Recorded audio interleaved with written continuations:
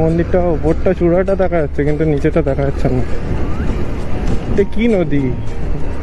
এটা কি নদী যদি কেউ জেনে থাকো তো বলো।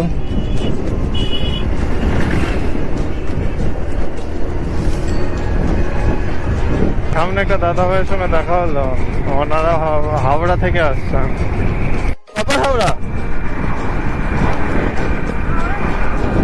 হ্যাঁ আচ্ছা চলো।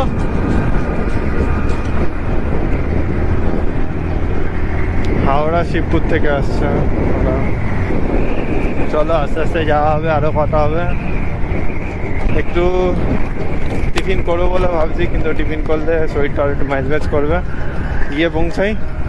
শুধু আপাতত এখন জল খাচ্ছি।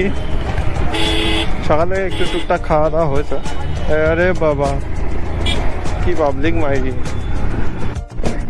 এই গাড়িটার পিছন থেকে তখন থেকে আছি, তুই জানলা দিকে খাচ্ছে কন্টিনিউয়াস, বোতল ফেলছে।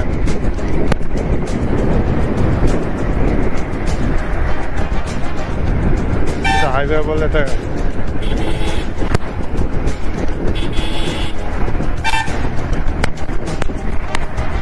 ও দাদা কন্টিনিউয়াস পিছন দিকে খাচ্ছে আর ফেলছে। তারা কারো চোখে পড়বে, কেউ বাইক নিয়ে আসছে, এদের কোনো তাল জ্ঞান নেই। মাথার ওপর দিয়ে উড়ে চলে গেল। তখন দেখেছিস এরটা বোতলটার ওপরে হাই স্পিডে যদি একটা বাইক ওঠে, বাইকওয়ালাটার কি হবে বলতো? একটু ঠান্ডা ঠান্ডা হাওয়া মারছে মাঝে মাঝে। একটু দাঁড়ালাম, দাঁড়িয়ে একটু জল ফল খেলাম, টিফিন করলাম একটু।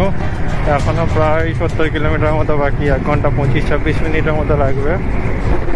দেখা যাক, আস্তে আস্তে এগোচ্ছি।